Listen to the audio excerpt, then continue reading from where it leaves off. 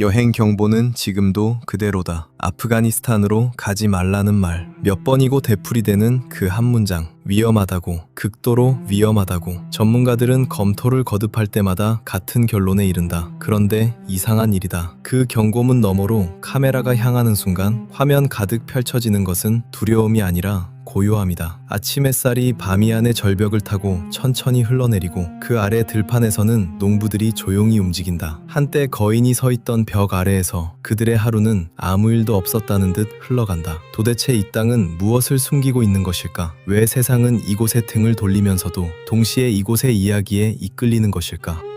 이 평화로운 계곡이 한때 실크로드의 심장이었다는 사실을 지금 그 밭을 갈고 있는 사람들의 뒷모습만 보고는 아무도 짐작하지 못할 것이다. 카라반들은 이 길을 따라 비단과 향신료만 실어 나른 것이 아니었다. 그들은 사상을 함께 날랐고 그 사상은 훗날 세상의 절반을 바꾸어 놓았다. 해발 약 2000m, 바미안은 아프가니스탄 중부 고원지대의 심장부에 자리한다. 공기는 희박하고 겨울은 길며 침묵은 마치 태초부터 그 자리에 있었던 것처럼 깊다. 힌두쿠시 산맥에서 녹아내린 눈은 강이 되어 멀리 떨어진 과수원과 평원까지 생명을 실어 나른다. 이슬람이 이 골짜기에 닿기 훨씬 전 아프가니스탄은 불교의 위대한 변경이었다. 인도에서 온 승려들과 페르시아의 장인들이 이곳에서 만나 신앙을 돌에 새겼다.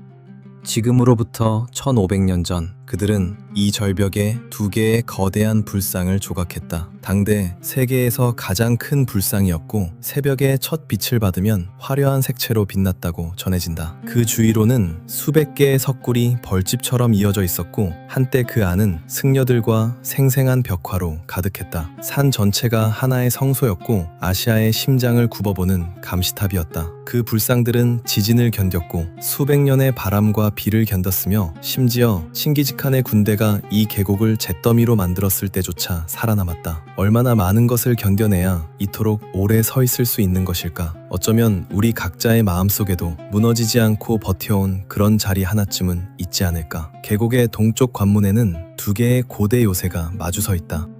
붉은 도시라 불리는 샤레 조아크와 비명의 도시라 불리는 샤레 골골라다. 수백 년 동안 이 두 요새는 페르시아와 산 너머의 세계를 잇던 길목을 지키며 바미안을 굽어보았다. 몽골이 침략했을 때 가장 먼저 무너진 것은 붉은 도시였다. 성벽은 불탔고 그곳을 지키던 이들은 모두 쓰러졌다. 골골라도 곧 뒤를 이었다. 전설에 따르면 그 요새를 무너뜨린 것은 다름 아닌 왕의 딸이었다고 한다. 그녀가 성을 배신했고 안에 있던 이들 중 살아남은 사람은 아무도 없었다고 전해진다. 그것이 사랑 때문이었는지 두려움 때문이었는지 아니면 다른 무엇이었는지는 지금도 알 수 없다. 배신이라 불러야 할지 살아남기 위한 마지막 선택이라 불러야 할지 그 답은 여전히 능선 위의 폐허만이 알고 있을 것이다.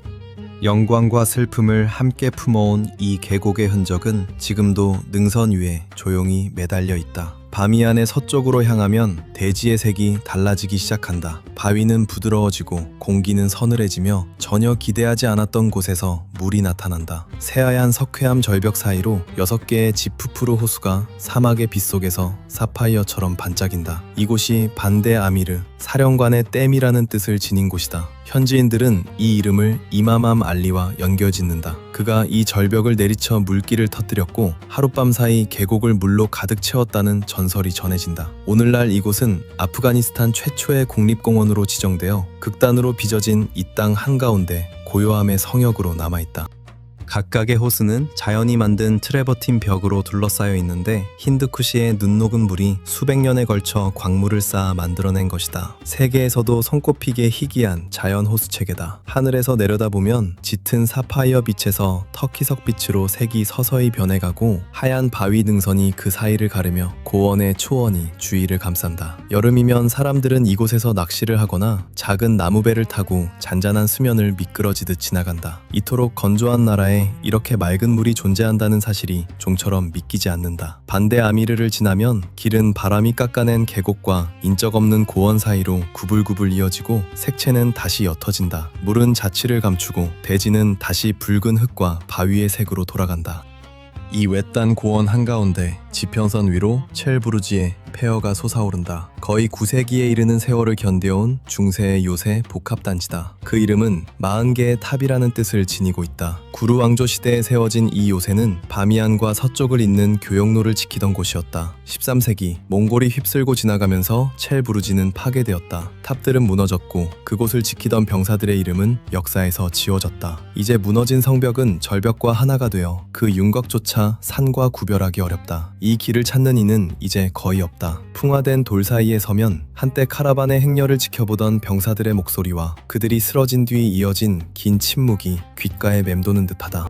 첼부르지를 지나면 산들은 다시 좁혀들고 강을 따라 길은 절벽 옆으로 구불구불 이어지며 모퉁이를 돌 때마다 절벽은 점점 높아진다. 그리고 먼지와 침묵 속에서 믿기 어려운 무언가가 불쑥 나타난다. 자메 미나레트다. 12세기 이란에서 인도에 이르는 광대한 영토를 다스렸던 구루 왕조 시절에 세워졌다. 이 탑은 구루 왕조의 수도였던 피루즈코의 심장부에 서 있었다. 한때 번성했던 이 도시는 홍수와 지진에 휩쓸려 오래전 자취를 감추었다. 높이 65m, 지금도 세계에서 가장 높은 벽돌 미나레트 가운데 하나다. 표면은 쿠파체 서해와 기아항 문양으로 뒤덮여 있는데 800년이 훌쩍 넘는 세월이 흐른 지금도 여전히 은은한 빛을 낸다. 어떤 이들은 이 탑이 위대한 승전을 기념하기 위해 세워졌다고 말하고 또 어떤 이들은 신앙의 상징이라고 말한다. 지역의 전설은 이 탑을 예언자 요나가 묻힌 잃어버린 도시와 연결짓기도 하며 그 침묵 위에 또 하나의 신화를 덧입힌다. 수백 년 동안 이 미나레트는 고립 속에 숨겨져 있다가 1950년대에 이르러서야 세상에 다시 발견되었다. 오늘날에는 유네스코 위험에 처한 세계유산으로 지정되어 중앙아시아 이슬람 건축의 걸작이자 세상이 거의 지워버릴 뻔했던 한 문명이 남긴 마지막 흔적 가운데 하나로 남아있다. 그런데 이 산들의 서쪽에서 바로 그 문명은 새로운 생명을 얻었다. 시인과 왕들의 도시, 사막의 태양을 받아 여전히 빛나는 푸른 타일 돔의 도시에서 이곳이 헤라트다. 아프가니스탄의 위대한 문화 수도 가운데 하나로 그 역사는 2000년을 훌쩍 넘어선다. 비옥한 하리강 유역에 세워진 헤라트는 그리스인들에게 아리아라 불렸으며 알렉산더 대왕이 아시아를 가로지르며 진군할 때 점령했던 요충지였다. 수백 년이 흐른 뒤 페르시아 왕조 아래에서 번영을 누렸고 15세기에 이르러서는 티무르 제국의 눈부신 수도가 되었다. 예술과 과학과 건축이 꽃핀 그 시절은 피렌체의 르네상스에 견줄만했다. 그 중심에는 헤라트 성체, 곧 칼라 이티아르 우딘이 서 있다. 기원전 330년 무렵 알렉산더 자신이 처음 세운 뒤 여러 왕조를 거치며 다시 세워지고 확장되어 왕들의 거처가 된 곳이다. 두꺼운 진흙벽돌 상벽은 페르시아 왕들과 몽골의 침략, 그리고 수많은 제국의 흥망을 모두 지켜보았다. 해가 저물면 그 탑들은 도시 위로 붉게 물들며 빛난다. 헤라트가 모든 풍파를 견디고도 여전히 굳건히 서 있다는 사실을 일깨워주듯이 성체에서 멀지 않은 곳에는 중앙아시아에서 가장 오래되고 아름다운 사원 가운데 하나인 헤라트 금요 모스크가 있다. 표면 구석구석마다 터키석빛과 코발트빛 타일이 살아 움직이는 듯한 정교한 문양을 이루며 반짝인다. 13세기에 처음 세워진 뒤 티무르 왕조 시대의 장인들 손을 거쳐 완성된 이 사원은 지진과 수백 년의 격동을 견디고도 살아남은 이슬람 기하학의 걸작이자 질서와 아름다움의 상징이다. 사원 북쪽으로 펼쳐진 넓은 벌판에는 무살라 복합단지의 잔해가 흩어져 있다. 한때 이슬람 세계에서 가장 웅장한 건축군 가운데 하나였던 이곳은 15세기 가와르샤드 왕비의 명으로 세워졌다. 마드라사와 모스크, 영묘, 그리고 55m에 달하는 미나레트들이 어우러졌으며 그 표면은 푸른빛과 터키석빛 타일로 뒤덮여 있었다. 남아있는 비문에는 페르시아시와 쿠란 구절이 함께 새겨져 헤라트가 예술과 신앙을 조화롭게 품었던 시대를 증언한다. 지진과 오랜 방치로 대부분 조각조각 부서졌지만 남은 미나레트들은 여전히 하늘을 찌를 듯 서 있다. 서예가와 천문학자와 시인들이 한 제국의 영혼을 빚어냈던 헤라트의 황금길을 조용히 증언하면서 헤라트를 뒤로하고 길은 메마른 언덕과 넓은 평원을 지나 북쪽으로 오른다. 도시의 터키석빛 돔은 시야에서 서서히 멀어지고 그 자리를 조용한 능선과 바람소리가 대신한다. 이곳이 반대 사부 작곡의 헤라트와 북부 지방을 잇는 산길이다. 그 이름은 초록빛 댐이라는 뜻이지만 실제 풍경이 초록빛인 경우는 드물다. 수백 년 동안 카라반과 군대가 이 길을 넘었다. 페르시아와 중앙아시아 사이에서 물자와 사상을 실어 나르던 바로 그 길이었다. 오늘날에도 이 길은 헤라트와 북부를 잇는 생명선으로 남아 가혹하면서도 끝없이 아름다운 땅을 가로지른다. 이 지점을 지나면 마을은 드물어지고 아프가니스탄은 다시 본래의 모습으로 돌아간다. 거칠고 고요하며 사람의 마음을 사로잡는 그 모습으로.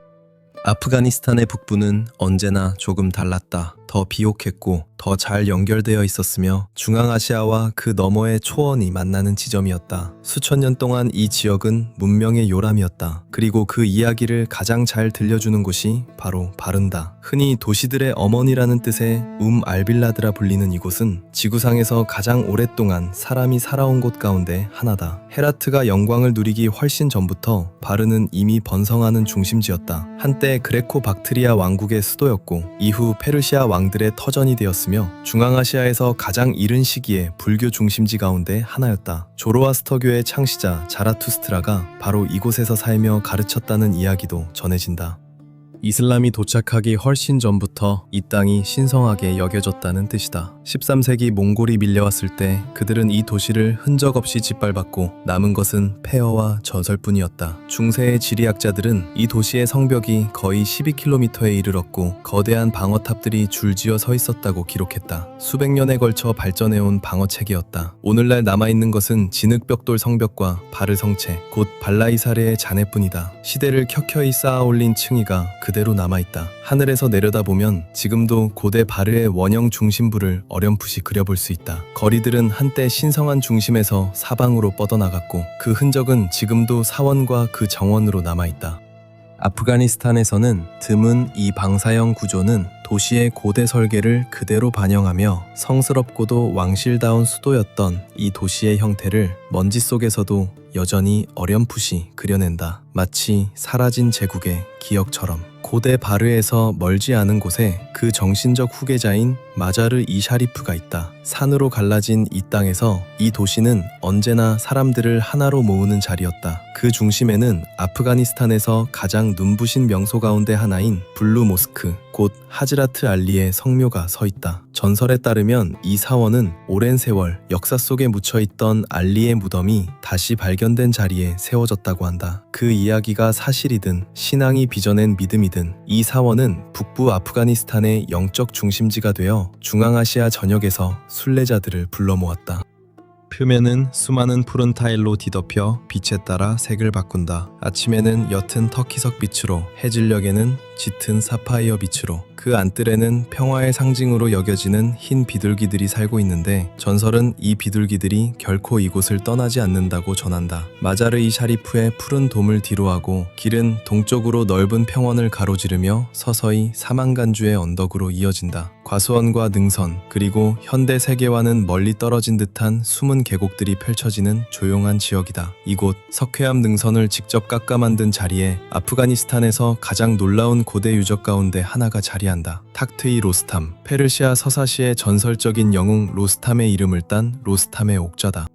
이곳은 페르시아 신화와 불교 역사가 교차하는 자리에 서 있다. 쿠샨 시대까지 거슬러 올라가는 이곳은 한때 번성한 불교 수도원이었다. 그런데 대부분의 수도원과 달리 이곳은 지상에 세워지지 않았다. 대신 단단한 바위를 통째로 파내어 만들어졌다. 중심에는 하나의 돌덩이를 깎아 만든 원형 스투파가 서 있고 그 주위로 산비탈을 파고 들어간 명상실들이 이어진다. 건축 양식으로 보면 인도의 위대한 아잔타 석굴을 연상시키지만 그 고립된 위치 덕분에 거의 2000년의 세월 동안 온전히 보존될 수 있었다. 서늘하고 메아리 치는 그 내부 통로에 들어서면 지나간 수백 년의 고요함이 여전히 살아있는 듯 느껴진다. 이곳을 찾는 여행자는 극히 드물지만 조각된 벽 사이에 서면 시간의 무게가 온몸으로 전해진다.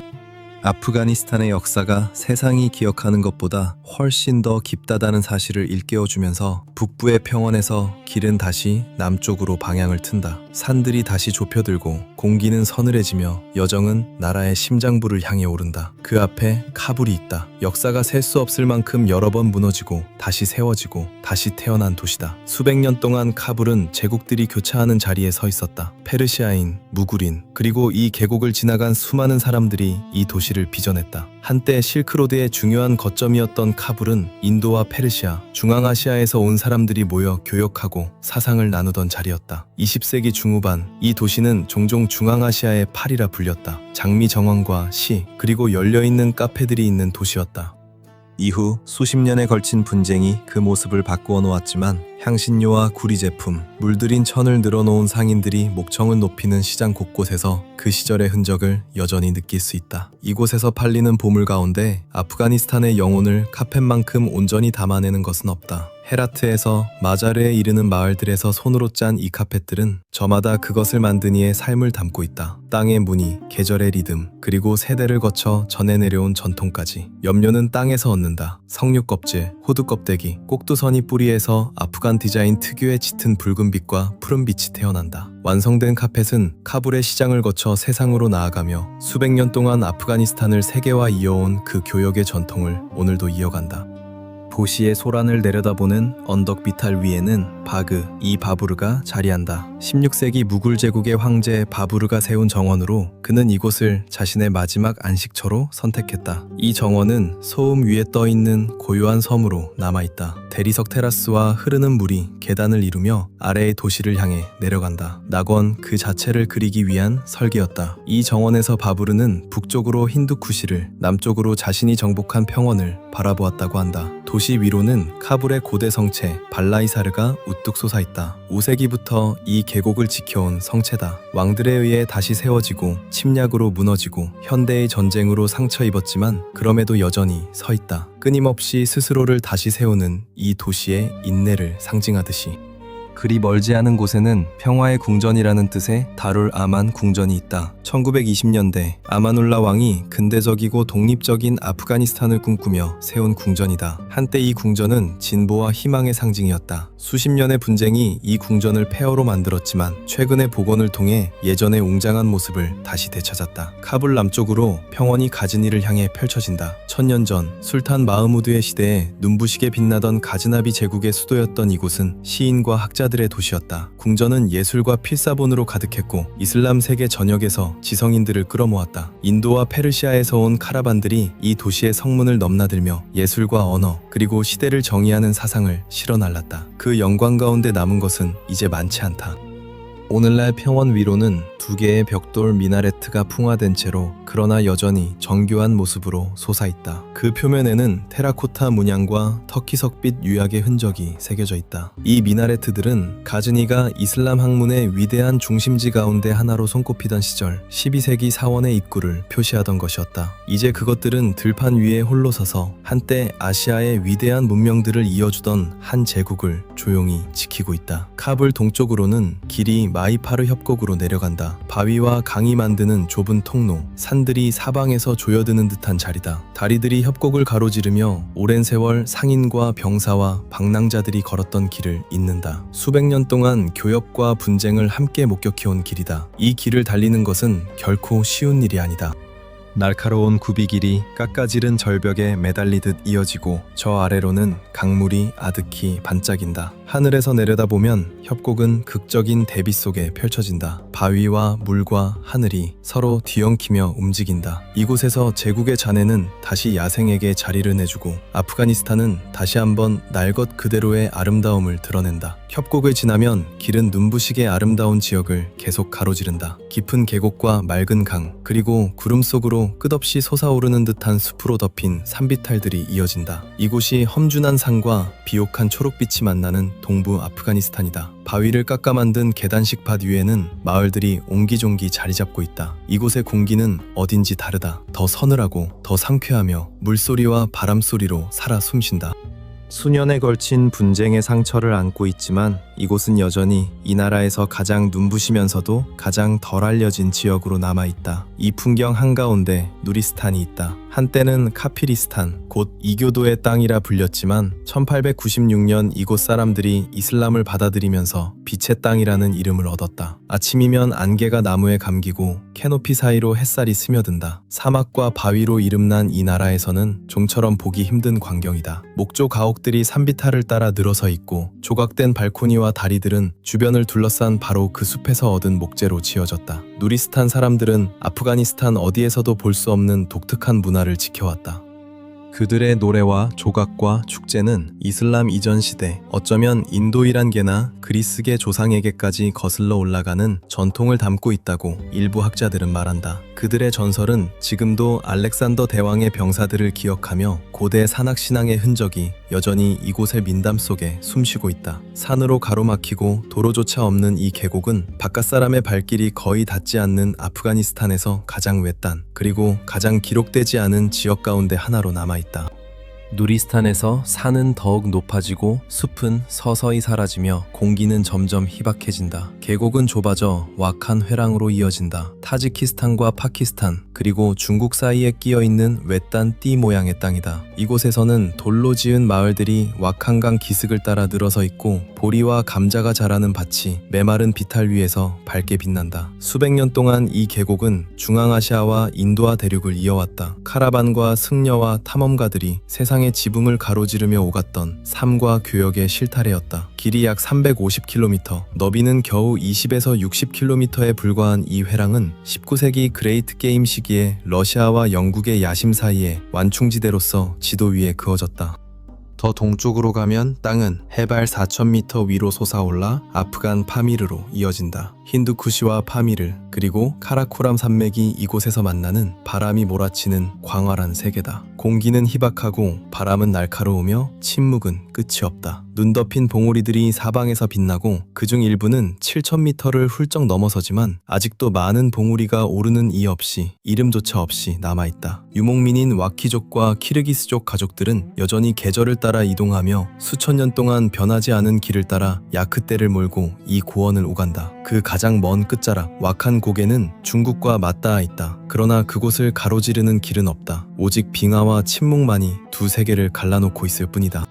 아프가니스탄 남부는 모든 것이 본질만 남은 듯한 느낌을 준다. 땅은 넓고 건조하며 서두르지 않는다. 이곳에서는 물과 그늘 그리고 그저 삶을 이어가기 위한 노동을 중심으로 하루하루가 돌아간다. 근대 아프가니스탄의 건국자 아흐마드 샤두라니가 수도로 삼았던 칸다하르 주변에서는 역사가 지금도 일상의 모습을 빚어낸다. 헬만드에서는 세대를 거쳐 짓고 또 고쳐온 수로들이 남부 경제를 지탱하는 들판에 물을 댄다. 그 너머로는 사막이 모든 것을 삼킨다. 다시 마르고라 불리는 이 사막은 15만 제곱킬로미터가 넘게 펼쳐져 있으며 아시아에서 가장 혹독한 풍경 가운데 하나로 꼽힌다. 이곳에 사는 사람들은 사막을 읽는 법을 배웠다. 바람과 별, 모래의 빛깔까지. 그것들은 언제 비가 내릴지, 언제 가축을 옮겨야 할지를 알려주는 신호가 된다. 드문드문 흩어진 작은 마을들 사이로 이 광막함은 끝이 없어 보이지만 그럼에도 삶은 모래 언덕만큼이나 오래된 방식으로 이어지고 있다. 해가 사막 위로 저물면 빛은 황금빛으로 물들다가 이내 산 너머로 사라진다. 북쪽으로 향하는 길은 서늘한 공기 속으로 오르며 고개를 넘어 다시 바미안 계곡으로 열린다. 밤이 내려앉는다. 절벽은 어둠에 잠긴다. 그리고 다시 빛이 돌아온다. 계곡을 가로지르며 깜빡이는 그 빛은 언제나 그 자리에 있던 같은 밭과 같은 강, 그리고 언제나 이곳에서 살아온 같은 사람들을 어루만진다. 낮 동안 이 땅을 일구던 바로 그 손들이 이제 밤이면 등불을 밝혀 그들의 역사를 이어간다.